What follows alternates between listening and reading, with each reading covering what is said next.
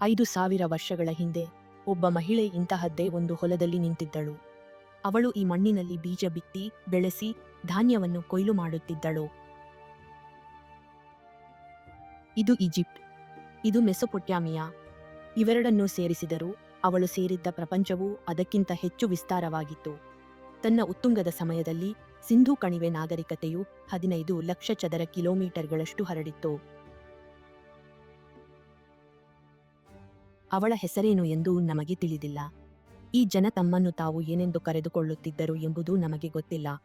ಇಷ್ಟು ದೊಡ್ಡ ಪ್ರದೇಶದಲ್ಲಿ ಹರಡಿದ್ದರೂ ಇಂದಿನ ಪ್ರಪಂಚಕ್ಕೆ ಅವರು ಇಂದಿಗೂ ಅಪರಿಚಿತರೇ ಆಗಿದ್ದಾರೆ. ಅವರ ಯಶಸ್ಸಿನ ಹಿಂದಿರುವ ರಹಸ್ಯವೇ ಒಂದು ಅಚ್ಚರಿ. ಅವರು 3 ಖಂಡಗಳಲ್ಲಿ ಅತ್ಯುತ್ತಮ ಹೊಂದಾಣಿಕೆಯಿಂದ ಕೆಲಸ ಮಾಡುತ್ತಿದ್ದರು. ಆದರೂ ಅವರು ಯಾವುದೇ ರಾಜರ ಸ್ಮಾರಕಗಳನ್ನಾಗಲಿ ಅಥವಾ ನಮಗೆ ಓದಲು ಸಾಧ್ಯವಾದ ಇತಿಹಾಸವನ್ನಾಗಲಿ ಬಿಟ್ಟು ಹೋಗಿಲ್ಲ. ಅಗೆದು ತೆಗೆದ ಹರಪ್ಪಾ ನಗರಗಳು ಆಶ್ಚರ್ಯಕರವಾದ ಶಿಸ್ತನ್ನು ತೋರಿಸುತ್ತವೆ. ಇಡೀ ಬಡಾವಣೆಗಳು ನೇರವಾದ ರಸ್ತೆಗಳು ಮತ್ತು ಚೌಕಾಕಾರದ ವಿನ್ಯಾಸಗಳನ್ನು ಹೊಂದಿದ್ದವು. ಇವುಗಳನ್ನು ಒಂದೇ ಅಳತೆಯ ಮಣ್ಣಿನ ಇಟ್ಟಿಗೆಗಳ ದೊಡ್ಡ ವೇದಿಕೆಗಳ ಮೇಲೆ ಕಟ್ಟಲಾಗಿತ್ತು. ಇದನ್ನು ಕಟ್ಟಲು ಸಾವಿರಾರು ಕೆಲಸಗಾರರು ಬೇಕಾಗಿದ್ದರು. ಈಜಿಪ್ಟ್ ಅಥವಾ ಮೆಸೊಪೊಟ್ಯಾಮಿಯಾದಲ್ಲಿ ಇಷ್ಟು ದೊಡ್ಡ ನಿರ್ಮಾಣಗಳಿಗೆ ಒಬ್ಬ ಫೇರೋ ಅಥವಾ ರಾಜನ ಅಗತ್ಯವಿತ್ತು. ಆದರೆ ಇಲ್ಲಿ ಅಂತಹ ಯಾವುದೇ ಸರ್ವಾಧಿಕಾರಿ ಅಥವಾ ರಾಜ ಇದ್ದ ಬಗ್ಗೆ ಕುರುಹುಗಳಿಲ್ಲ. ಇಲ್ಲಿ ಯಾವುದೇ ಅರಮನೆಗಳಿಲ್ಲ ಮತ್ತು ರಾಜರ ಸಮಾಧಿಗಳಿಲ್ಲ. ಈ ಶಿಸ್ತು ಒಂದು ನಿರ್ದಿಷ್ಟ ಸಂಖ್ಯೆಯ ಆಧಾರದ ಮೇಲೆ ನಿಂತಿತ್ತು. ಅದು 1, 2, 4 ಇಟ್ಟಿಗೆಯ ಅಳತೆ. ಆ ಜಾಗ ಅಫ್ಘಾನಿಸ್ತಾನದ ಪರ್ವತಗಳಲ್ಲಿರಲಿ ಅಥವಾ 1500 ಕಿಲೋಮೀಟರ್ ದೂರದ ಗುಜರಾತ್ನಲ್ಲಿರಲಿ, ಇಟ್ಟಿಗೆಗಳ ಅಳತೆ ಮಾತ್ರ ಒಂದೇ ಆಗಿರುತ್ತಿತ್ತು.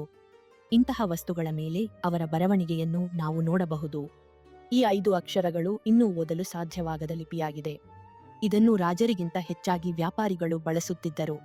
ಈ ಆಳವಾದ ಕೆತ್ತನೆಗಳನ್ನು ವ್ಯಾಪಾರದ ವಸ್ತುಗಳ ಮೇಲೆ ಮುದ್ರೆ ಹಾಕಲು ಬಳಸಲಾಗುತ್ತಿತ್ತು. ಮೆಸೊಪೊಟ್ಯಾಮಿಯಾದ ಸಮಾಧಿಗಳಲ್ಲಿ ಈ ಮುದ್ರೆಗಳು ಸಿಕ್ಕಿರುವುದು ಅವರ ನಡುವೆ ದೂರದ ವ್ಯಾಪಾರ ಸಂಪರ್ಕ ಇತ್ತು ಎಂಬುದನ್ನು ಸಾಬೀತುಪಡಿಸುತ್ತದೆ. ಹರಪ್ಪನ್ನರು ಹಂಚಿಕೆಯಾದ ಬುದ್ಧಿವಂತಿಕೆ ಮತ್ತು ಆರ್ಥಿಕ ಸಮಾನತೆಯ ಮೂಲಕ ತಮ್ಮ ಪ್ರಪಂಚವನ್ನು ಮುನ್ನಡೆಸುತ್ತಿದ್ದರು. ಅವರು ಮೇಲಿನಿಂದ ಬಲವಂತ ಮಾಡುವ ಬದಲು ಎಲ್ಲರೂ ಒಂದೇ ರೀತಿಯ ತೂಕ ಮತ್ತು ಅಳತೆಗಳನ್ನು ಬಳಸುವ ಮೂಲಕ ಆಡಳಿತ ನಡೆಸುತ್ತಿದ್ದರು. ಸುಮಾರು 4200 ವರ್ಷಗಳ ಹಿಂದೆ ಭಾರತಕ್ಕೆ ಮಳೆ ತರುತ್ತಿದ್ದ ಮುಂಗಾರು ಮಳೆಯ ಪ್ರಮಾಣ ಕಡಿಮೆಯಾಗಲು ಶುರುವಾಯಿತು. ಅದೇ ಸಮಯದಲ್ಲಿ ಭೂಮಿಯ ಒಳಗಿನ ಬದಲಾವಣೆಗಳಿಂದಾಗಿ ಹಿಮಾಲಯದ ಮುಖ್ಯ ನದಿಗಳು ಸಿಂಧೂ ನದಿಪಾತ್ರದಿಂದ ಬೇರೆಡೆಗೆ ಹರಿಯಲು ಶುರುಮಾಡಿದವು. ಈ ಚಿತ್ರವು ಘಗ್ಗರ್ ಹಕ್ರಾ ನದಿ ವ್ಯವಸ್ಥೆಯನ್ನು ತೋರಿಸುತ್ತದೆ. ಇದು ಆ ನಾಗರಿಕತೆಯ ಕೃಷಿಯ ಪ್ರಮುಖ ಭಾಗವಾಗಿತ್ತು. ಕೆಲವೇ ತಲೆಮಾರುಗಳಲ್ಲಿ ಒಂದು ಕಾಲದಲ್ಲಿ ಬೃಹತ್ತಾಗಿದ್ದ ನದಿ ವ್ಯವಸ್ಥೆಯು ಒಣಗಿದ, ಕೇವಲ ಮಳೆಗಾಲದಲ್ಲಿ ಮಾತ್ರ ಹರಿಯುವ ತೊರೆಯಾಗಿ ಒಡೆದುಹೋಯಿತು. ಫರ್ಮಾನ ಎಂಬ ಸ್ಥಳದಲ್ಲಿ ಸಸ್ಯಗಳ ಬಗ್ಗೆ ಅಧ್ಯಯನ ಮಾಡುವ ವಿಜ್ಞಾನಿಗಳಿಗೆ ಮಣ್ಣಿನಲ್ಲಿ ಅಡಗಿದ್ದ ಜನರ ಪ್ರತಿಕ್ರಿಯೆಯ ಪುರಾವೆಗಳು ಸಿಕ್ಕವು. ನೀರು ಕಡಿಮೆಯಾದಂತೆ ಗೋಧಿ ಮತ್ತು ಬಾರ್ಲಿ ಬೆಳೆಯುವುದು ಕಡಿಮೆಯಾಯಿತು. ರೈತರು ಮಳೆ ಕೈಕೊಡುತ್ತಿರುವುದನ್ನು ಗಮನಿಸಿ ಉದ್ದೇಶಪೂರ್ವಕವಾಗಿ ತಮ್ಮ ಬೆಳೆಗಳನ್ನು ಬದಲಾಯಿಸಿದರು. ಅವರು ಹೆಚ್ಚು ನೀರು ಬೇಕಾಗುವ ಗೋಧಿಯನ್ನು ಬಿಟ್ಟು ಕಡಿಮೆ ನೀರಿನಲ್ಲೂ ಬೆಳೆಯುವ ಸಿರಿಧಾನ್ಯಗಳನ್ನು ಬೆಳೆಯಲು ಆರಂಭಿಸಿದರು. ಹರಪ್ಪನ್ನರು ಸ್ಥಳೀಯ ಬದಲಾವಣೆಗಳಿಗೆ ಒಗ್ಗಿಕೊಳ್ಳುವ ಮೂಲಕ ಬದುಕಿ ಉಳಿದರು. ಅವರು ಪ್ರಕೃತಿಯನ್ನು ಅರ್ಥಮಾಡಿಕೊಂಡು ತಮ್ಮ ಇಡೀ ಕೃಷಿ ವ್ಯವಸ್ಥೆಯನ್ನು ಬದಲಾಯಿಸಿಕೊಂಡರು. ಬದುಕಿ ಉಳಿಯುವುದಕ್ಕಾಗಿ ತಮ್ಮ ಹೆಚ್ಚುವರಿ ಬೆಳೆಗಳನ್ನು ತ್ಯಜಿಸಿದರು. ಆದರೆ ಸಿರಿಧಾನ್ಯಗಳ ಕೃಷಿಯಲ್ಲಿ ಒಂದು ಮಿತಿಯಿದೆ. ಇದು ಒಂದು ಕುಟುಂಬವನ್ನು ಬದುಕಿಸಬಲ್ಲದು, ಆದರೆ 40,000 ಜನರಿರುವ ನಗರಕ್ಕೆ ಆಹಾರ ಒದಗಿಸುವಷ್ಟು ದೊಡ್ಡ ಪ್ರಮಾಣದಲ್ಲಿ ಬೆಳೆಯಲು ಸಾಧ್ಯವಿಲ್ಲ. ಅಷ್ಟು ಪ್ರಮಾಣದ ಆಹಾರ ಇಲ್ಲದೆ ನಗರಗಳು ಖಾಲಿಯಾದವು. ಪುರಾತತ್ವ ಇಲಾಖೆಯ ಪ್ರಕಾರ ಅಲ್ಲಿ ಯಾವುದೇ ಸುಟ್ಟುಹೋದ ಬೂದಿಯ ಪದರಗಳಾಗಲಿ ಅಥವಾ ಸಾಮೂಹಿಕ ಸಮಾಧಿಗಳಾಗಲಿ ಕಂಡುಬಂದಿಲ್ಲ. ರಸ್ತೆಗಳು ಮತ್ತು ಇಟ್ಟಿಗೆಯ ಬಾವಿಗಳು ಹಾಗೆಯೇ ಇವೆ, ಏಕೆಂದರೆ ಜನರು ತಮ್ಮ ವಸ್ತುಗಳನ್ನು ಕಟ್ಟಿಕೊಂಡು ಅಲ್ಲಿಂದ ಹೊರಟು ಹೋದರು ಅಷ್ಟೇ. ಈ ನಕ್ಷೆಯು ಇದರಿಂದಾದ ಜನರ ವಲಸೆಯನ್ನು ತೋರಿಸುತ್ತದೆ. ಸಿಂಧೂ ಪ್ರದೇಶದ ಕಡೆ ಕುಂದಿದಂತೆ ಜನರು ಪೂರ್ವ ದಿಕ್ಕಿನ ಕಡೆಗೆ ಗಂಗಾ ನದಿ ಬಯಲಿನ ಕರಗುವ ಹಿಮ ಮತ್ತು ವಿಶ್ವಾಸಾರ್ಹ ಮುಂಗಾರು ಮಳೆಯ ಆಶ್ರಯ ಹುಡುಕಿಕೊಂಡು ಹೋದರು. ಈ ರೀತಿ ಪೂರ್ವಕ್ಕೆ ಹೋಗುವಾಗ ಅವರು ಯುರೇಷಿಯನ್ ಪ್ರದೇಶದಿಂದ ವಲಸೆ ಬರುತ್ತಿದ್ದ ಗುಂಪುಗಳನ್ನು ಭೇಟಿಯಾದರು. ಈ ಸಂಪರ್ಕದಿಂದಾಗಿ ವಿಭಿನ್ನ ಸಂಸ್ಕೃತಿಗಳು ಒಂದಾದವು ಮತ್ತು ದಕ್ಷಿಣ ಏಷ್ಯಾದಲ್ಲಿ ಮೊದಲ ಬಾರಿಗೆ ಕಬ್ಬಿಣದ ನಿರಂತರ ಬಳಕೆ ಶುರುವಾಯಿತು. ನಾಗರಿಕತೆಯು ಒಂದು ಹೊಸ ದಿಕ್ಕನ್ನು ಕಂಡುಕೊಂಡಿತು. ನಗರಗಳನ್ನು ಬಿಟ್ಟು ಬೇರೆ ಗುಂಪುಗಳೊಂದಿಗೆ ಸೇರಿ ಅವರು ಒಣ ಹವಾಮಾನಕ್ಕೆ ಒಗ್ಗಿಕೊಳ್ಳುವಂತಹ ಹೊಸ ಸಂಸ್ಕೃತಿಯನ್ನು ಹುಟ್ಟುಹಾಕಿದರು. ಇಂದು ವಿಜ್ಞಾನಿಗಳು ಪ್ರಾಚೀನ ಜನರ ವಲಸೆಗಳನ್ನು ಅರ್ಥಮಾಡಿಕೊಳ್ಳಲು 3 ಮೂಲಗಳ ಮಾದರಿಯನ್ನು ಬಳಸುತ್ತಾರೆ.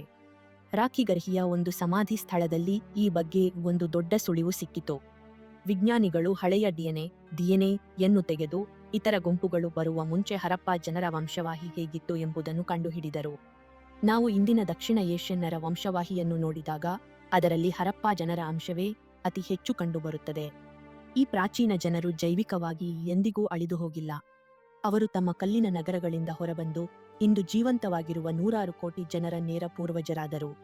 ಅವರ ಪರಂಪರೆಯು ನಮ್ಮ ಮಾತಿನಲ್ಲೂ ಅಡಗಿದೆ. ಭಾಷಾಶಾಸ್ತ್ರಜ್ಞರು ಸಂಸ್ಕೃತದಲ್ಲಿ ಕೆಲವು ಭೂತ ಪದಗಳನ್ನು ಹಳೆಯ ಭಾಷೆಯ ಉಳಿಕೆಗಳು ಗುರುತಿಸಿದ್ದಾರೆ.